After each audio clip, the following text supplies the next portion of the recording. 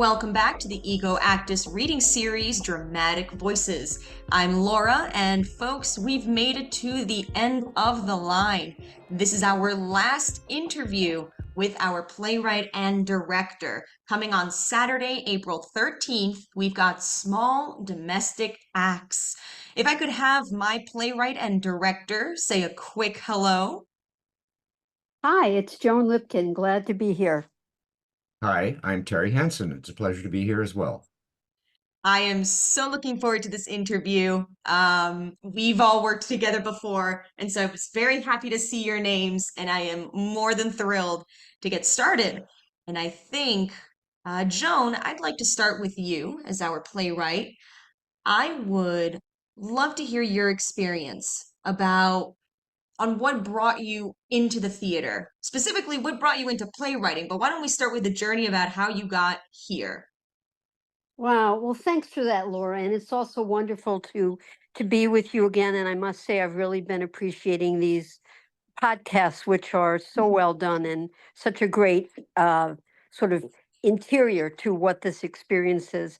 I don't recall having theater in much of my arts training as a child, growing up on the south side of Chicago, going to public school. It just wasn't in the curriculum. But my parents provided opportunities for us to see things like, A Christmas Carol at the Goodman. But they did send me to Hull House Summer Camp.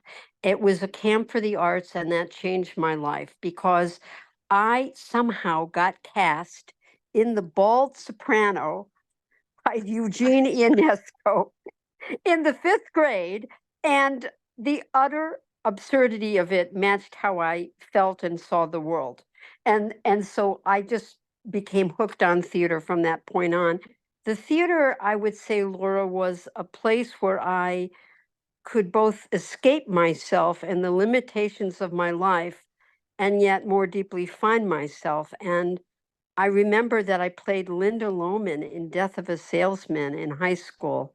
But um, I, I've done a lot of acting and I like acting. I don't like auditioning.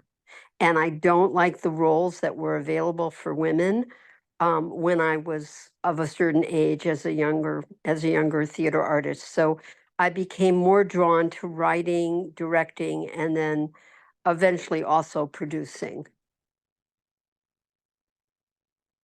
I love hearing that kind of stuff where, sometimes it's a play you do, sometimes it's someone giving you feedback. Throughout this whole series, all of the playwrights and directors had different catalysts to what brought them into the world of theater. And yours is no exception. So it makes me thrilled to hear what brings you into where you are now. And Terry, for you, I have, of course, the same exact question, but I think for you, I would love to hear your journey, not only into theater, but directing as well within theater. Well, my life has been focused around music 90% of the time. I mean, I was studying piano from the age 4 on until I got a master's degree in piano performance in college. But I was always touched by theater. I mean, I actually had a role when I was in first grade, um, playing the troll in the Billy Goat's Gruff. It was a little sketch that we did, but I was a student of a faculty member, so I was going to the faculty school, and we were connected to the college, and we got to do this in the big theater on a regular full-size stage, and I got to wear a mucilage nose and loved that smell and my little pointed toe costume. So I took the opportunity to see plays as much as I could when I was growing up. And I think what clinched it for me was when I was in maybe sixth grade or so, I saw a production of Peter Pan, and I saw this kid flying around on the stage and said, I want to do that someday. But after spending about 10 years teaching high school music and theater, I went on to freelance as a music director, but along the way, I was asked periodically to direct things, not just music direct things. And I've done a lot more music directing than I had been directing, but people tend to reach out to me asking for my skills as a director. So it's been a beautiful journey. I love it. I also love how the Billy the Billy Goat's Gruff comes into play finally in this podcast. You wouldn't imagine. It feels like that whole story feels like a fever dream to me. I know that it exists, but anytime I've mentioned it to someone, they would say, I don't know what story this is. So it feels so validating to hear it. And And that it was I such a got to major inspiration. sing. I'm a troll, foldy roll, and I'll Oh, eat even supper. better. Even better. Well, I think, for our podcast listeners, it's great to it's important to hear the experiences that you both have had and understanding where that joy from theater comes from. And it can come when you're very, very young, or it can come when you're older and just learning about the craft as you go. So for the both of you, I loved hearing those answers. But I would say now is the perfect time to maybe dig in a little deep. And I would love to go and talk about small domestic attacks.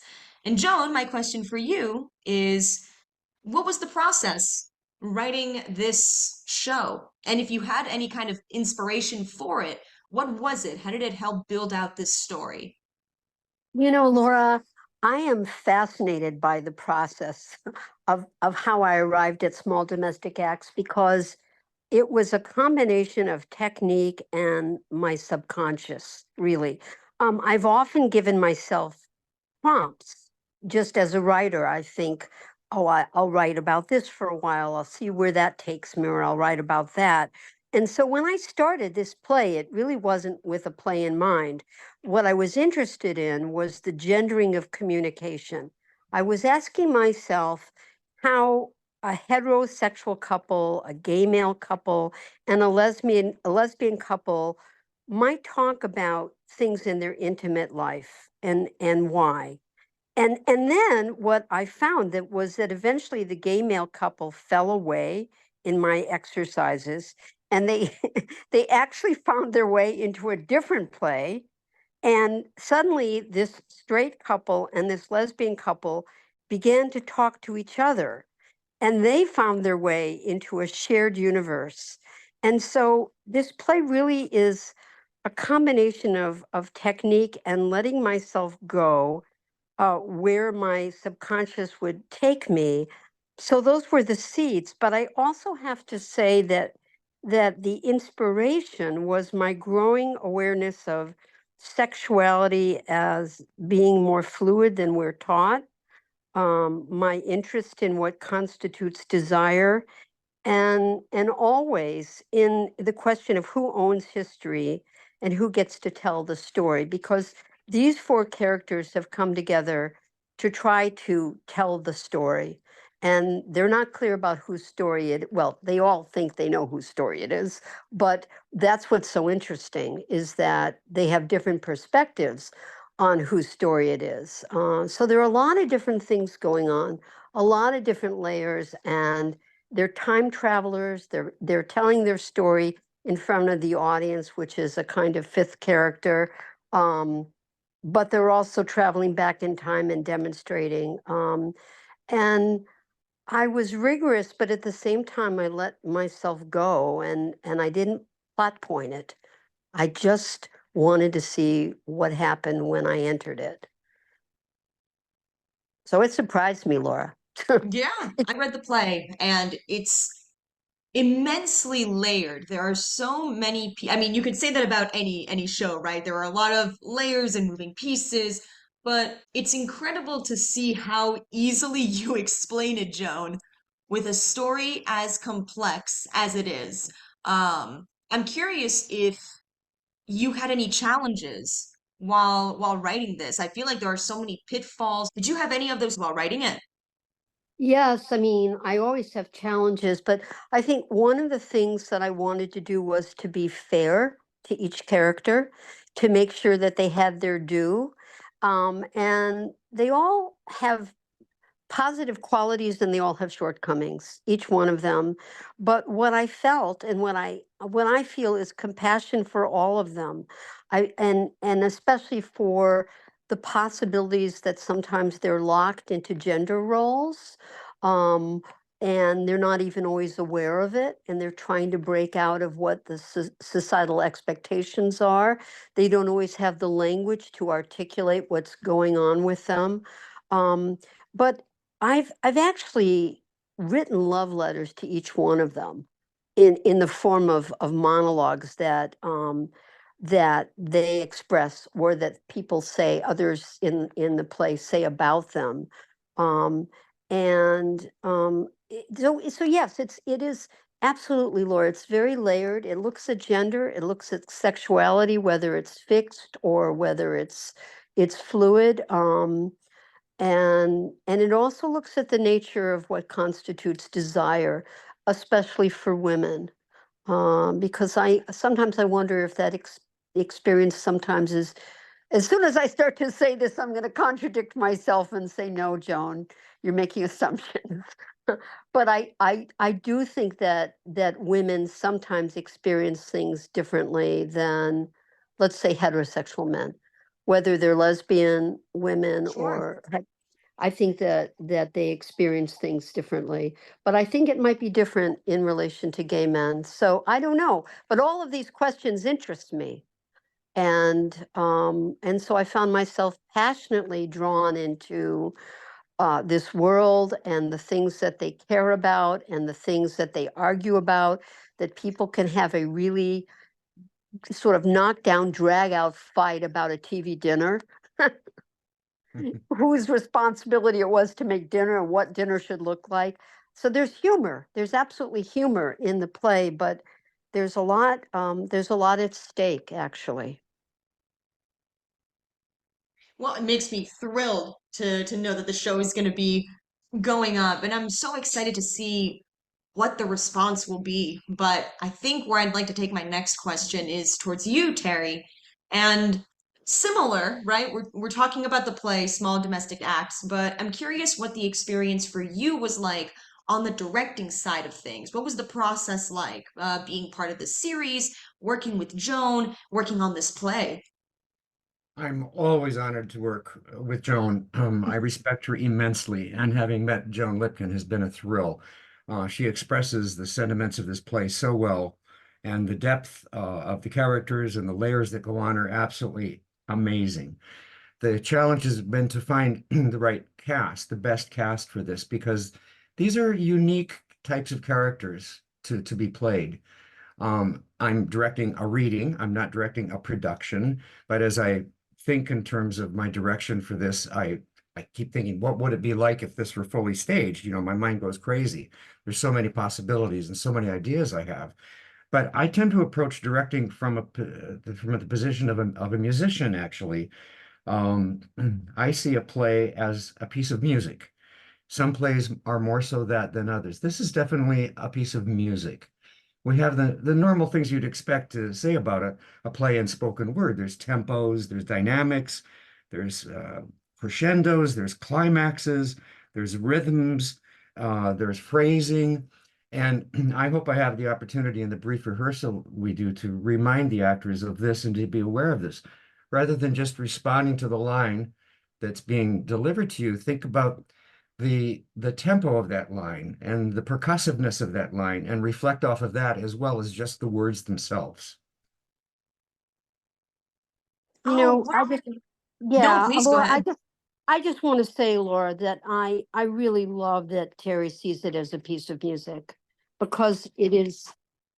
I feel that it is, in a way, and I also want to give him serious props, as well as thank Joan and Bruce for inviting me into this series, because Terry worked incredibly hard on this casting, for something that is just a one night reading and not a physically staged reading. I mean, he thought a lot about the stage directions, which are multiple, what we needed and what we didn't need. We talked a lot about how these characters are different, and though somebody can do a reading and not necessarily have to be that character, we still wanted to find people who might really relate to the play, and it might be in some part of their neighborhood, so to speak. And since we are doing a podcast and I can say this publicly, I just want to really want to thank Terry for his work. Well, it's been my pleasure, and my frustration is that we're not doing a full-fledged production because we could go into so much greater depth in the development of these characters and so on. But I think that the actors we've chosen have a good understanding of the play and can reflect about matters in their own lives that will give more wealth to this reading. I love it. I mean, any episode that I've ever had with this series and the series before it is that sense of collaboration is so good to hear. Folks obviously know that theater, entertainment is a collaborative activity. You've got a lot of people working together. You've got the actors, and say larger productions, you've got your designers. But even when we go really intimate with just a reading like this, there is still that sense of we're working together, we're telling a story together. And I won't lie, this is a question that I haven't asked the rest of my playwrights and directors, but because this is the last episode of the series, I think I can indulge just a little bit. But what has been your favorite parts of this whole experience? You know, working on the series, being with the actors, working on this play. I would love to hear that. Well, it's been an opportunity for many people to see plays that they might otherwise be exposed to. That's what I love about this series that Joan and Bruce are doing. But for me, the process of casting has been the biggest part of this when you're just doing a reading, and that's been very enjoyable collaborating with Joan about it in terms of finding the right people for this. Yeah, I haven't had the opportunity to come to the series because I don't currently live in New York. I did before the pandemic. That's another story and probably another play. But I am here in these 2 weeks, and so for me, the experience has been hearing this play again that I have not heard or seen in a really long time.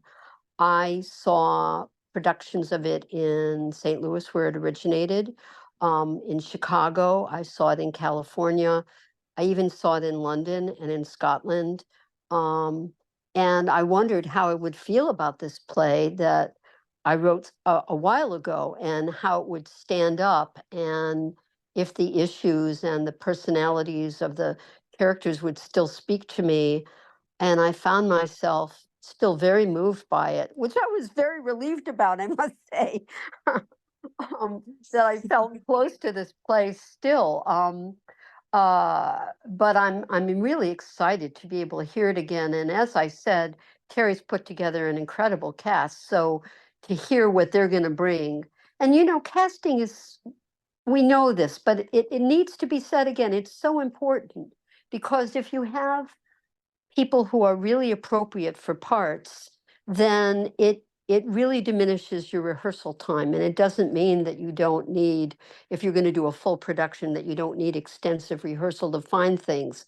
But it means there's a kind of shorthand that we're not trying to help people enter a universe that feels completely alien, that maybe they can relate to these characters. Although I have to say, Laura and Terry, I relate to all the characters. I feel like I'm straight Frank. Yeah. I Yeah. feel I do. Yeah. I feel like I'm straight Frank. I You feel know, like I'm that's a lesbian. really good point. I mean, as an older gay man, I have known all of these characters and have been some of them. Yes. Yes. Yes. Well, we have to hear more about that maybe when we get offline. Um, Yes. Yeah, I mean, I was thinking about that this afternoon and how I have so much compassion for straight Frank. I'm saying straight Frank. That's not a description, it's an actual character name, right? There's Frank and there's Frankie, there's lesbian Sheila, and there's straight Sheila. It was just something fun I did for myself. And there was this, sometimes when you don't try to control your subconscious, you just let it go. All these strange things and coincidences keep happening. I wrote a whole series of stuff for characters that were named Frank and Sheila. I have no idea where those names came to me. That's interesting. Oh, Terry, I don't think I even knew anybody named Frank or Sheila growing up. So Nor I, I. it's very strange, but Well, maybe they were safe for you because you never knew anybody. You wouldn't have to feel guilty about saying anything about anybody. Oh, that's true. oh, there you go. Okay, good. I'll take that. I don't know if it's true, but I'll take it. But I felt such compassion for Frank because I think I think a lot about patriarchy, and I think about the ways that it's damaging, not just for women, but for men, certain Mhm. aspects of it. And yet I appreciate masculinity and many things about it.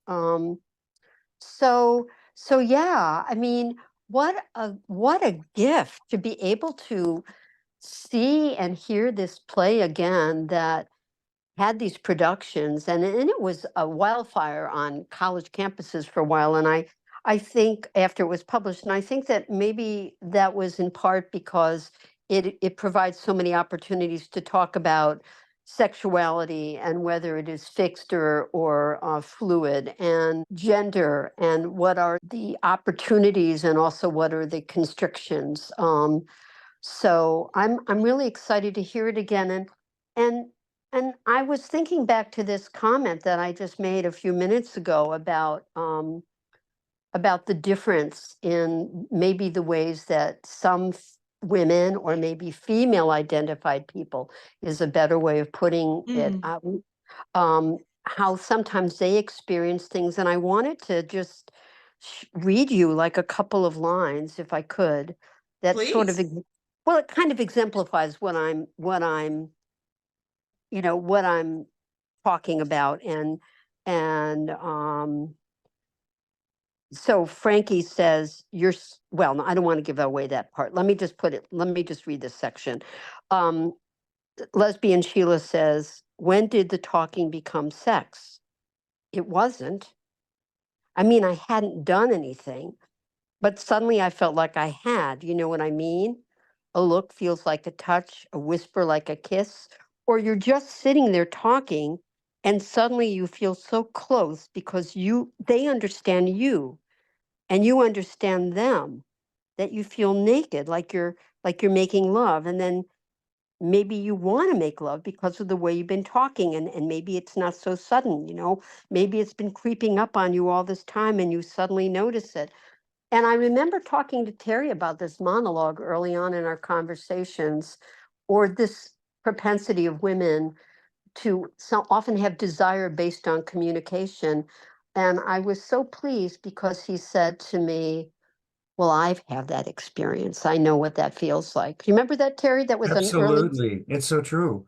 I mean, this play has a lot to do about how do people listen to each other and how do they feel about each other based on how much another person listens to you. And that can change your entire perspective about who's attractive to you or not, and not necessarily sexually.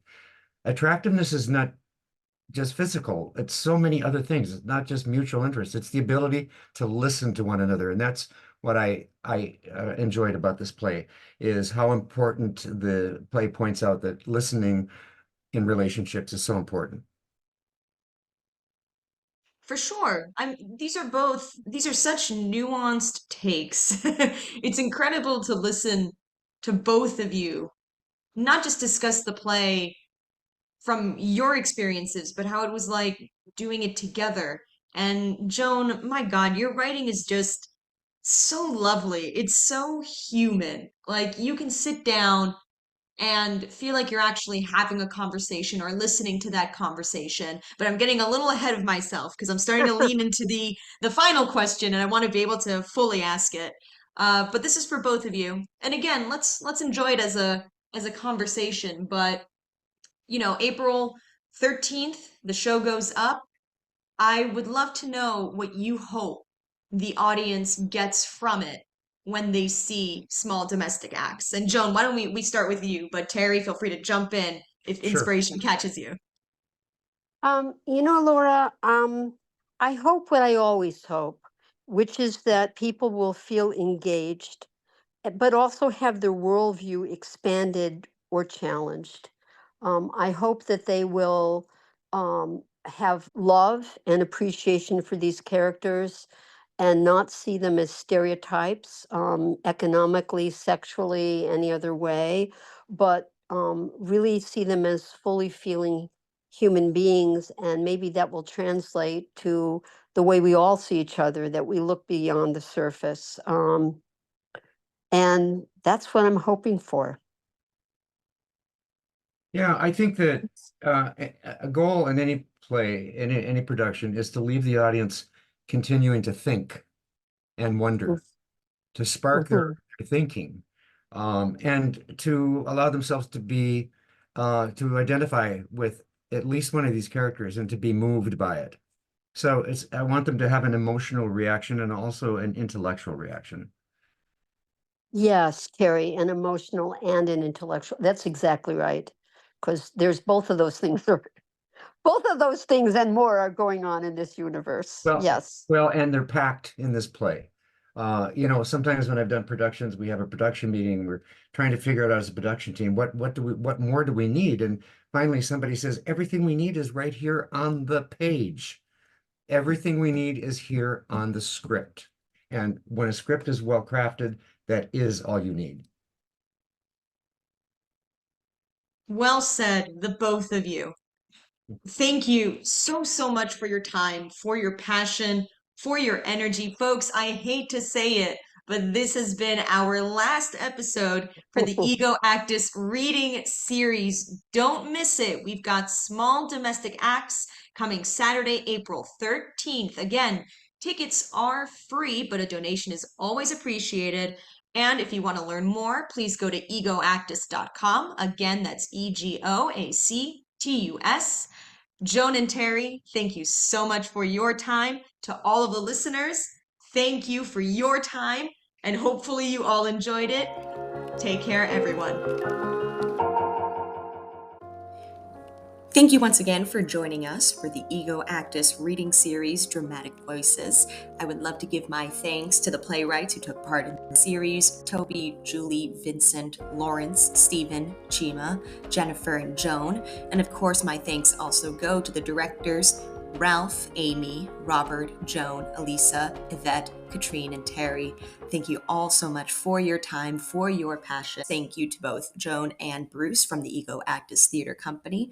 And of course, thank you to you, the listener.